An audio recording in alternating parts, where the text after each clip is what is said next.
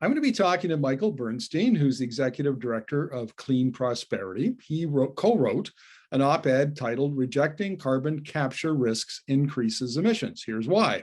So welcome to the interview, Michael. Hey, Markham. Well, look, let's start with an overview of your argument, please.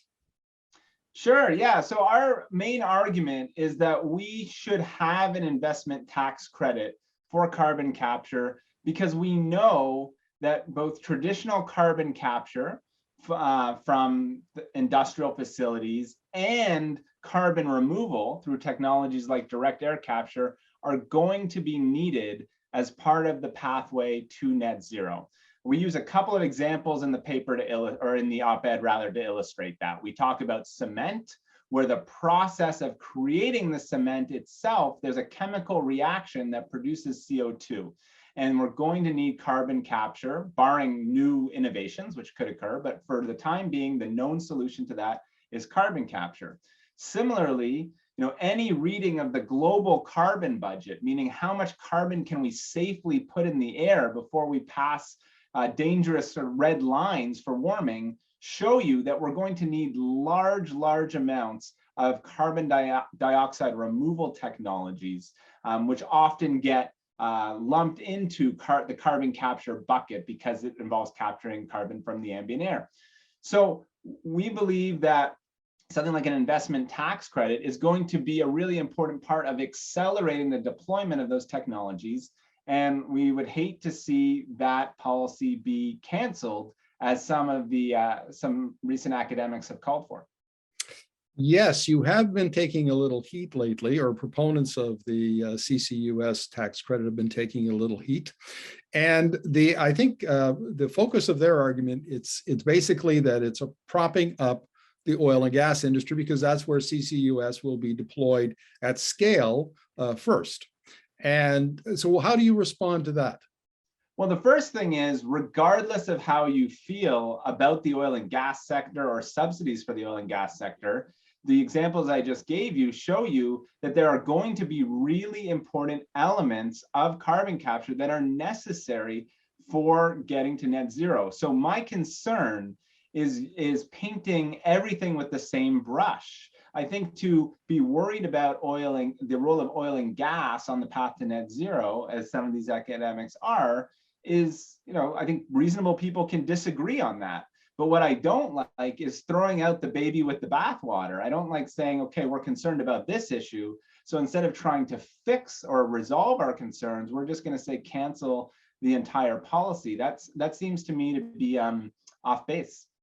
Well, I want to talk to you about some of the issues around oil and gas. And the first one, and I've raised this in a couple of columns, is that there has been no modeling about what happens to Canadian oil in the event of peak oil demand and then a shrinking global market for oil. So right now it's 100 million barrels a day. And, by 2035, let's say it's 75 million barrels a day. And then by 2045, it's 50 million barrels a day. Whatever the numbers are, nobody has ever modeled that.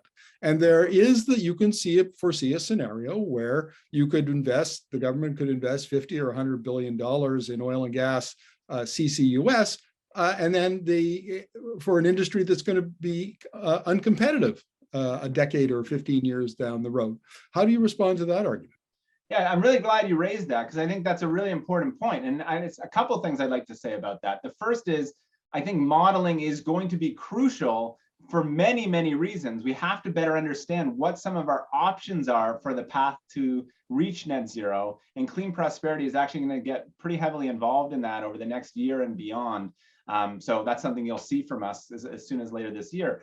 But I think the issue, it is very important that we are careful stewards of public funds. And I don't want to see us spend money in projects that won't be around in 10 to 15 years either. So my thinking is, first of all, this investment tax credit is supposed to be for a time-limited period of time, and it's not going to be endless funds either. It's meant to get us past the initial hump of getting some projects into the ground, of bringing costs down for some of these critical technologies, so that over time, and hopefully sooner than later, they can stand on their own feet and be economic without public support.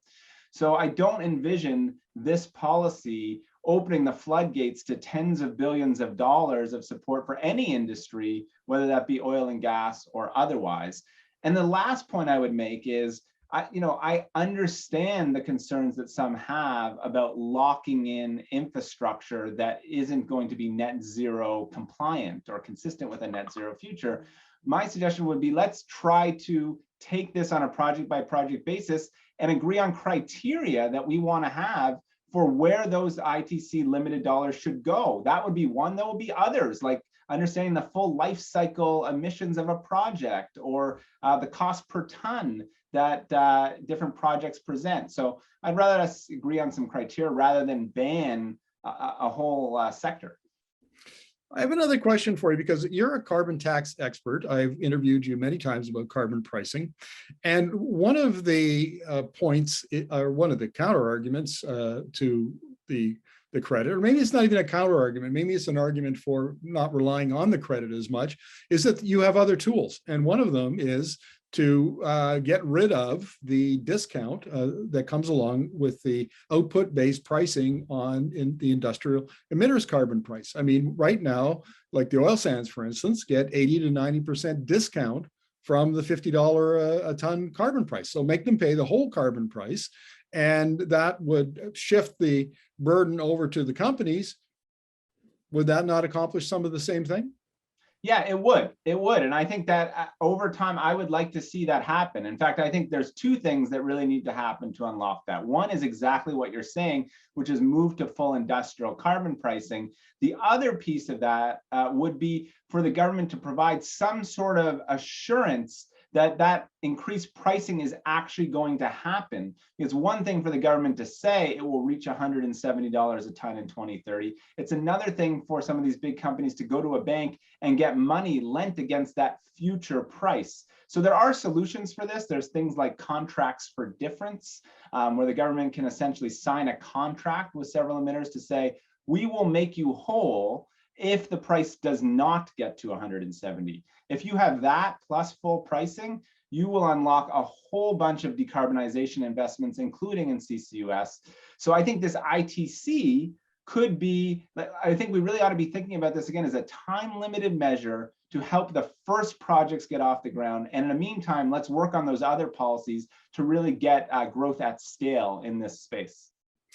There's another issue around the oil sands in particular, but I mean, most of the companies that are there, like the Suncors and the CNRLs and Cenovus's, also have conventional production as well. And that is, they're making money hand over fist at the moment. And why do they need a tax credit when they're basically giving record amounts of dividends and shareholder buybacks? I mean, they're shoveling money left and right into investors' pockets, and then turning around and asking the public treasury to pick up a substantial, like literally 2/3 to 3/4 of the cost of their CCUS investment. Yeah, it's again a really important issue. And for me, I think it's critical that the oil and gas sector and all sectors really pay the majority of the costs for decarbonizing their industries. But when it comes to, and I'm not endorsing the specific requests that the oil and gas sector or anyone else has made on this ITC, what I am saying is that having an ITC to help fund a handful or a couple of handfuls of projects across the country, across industries, can help accelerate an entire industry around carbon capture that we're going to need. And I do think that it's important to have the oil and gas sector, like other industrial players, at the table as partners in decarbonization. And so there is some risk if we're saying we're only going to provide sticks in order to force companies. And there will need to be sticks, to be clear. We just talked about carbon pricing. But I think having some carrot, so to speak, some offer of, look, we'll partner with you in this or this specific area, would be appropriate to help bring them, to really help make sure they're bringing their best foot forward to make the investments they're going to need to decarbonize. Now, Michael, let's wrap up this conversation this way. My impression, and you're closer to the process than I am, but my impression is that the planning around this tax credit has kind of been rushed, and there hasn't been a lot of, I don't think, a lot of modeling and looking at different approaches. So if you were to say, look, this is only to get a few projects off the ground so that we learn what works and what doesn't work. Then we'll go back and refine that tax credit, for like a phase 2. That makes a lot more sense to me than just setting an investment tax credit and that's the program going forward. Is that a fair objection?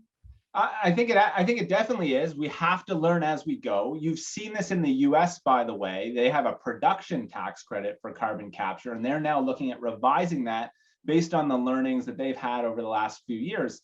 And I would also say to you, as you I'm sure would know, actually, Markham, that there is, I hope, going to be some more information coming out from the government in the next couple of months about what the pathway to net zero might look like. They are, because of the net zero accountability legislation, required to publish a plan by the end of March that will show at least one scenario for how we're going to achieve our emissions reductions.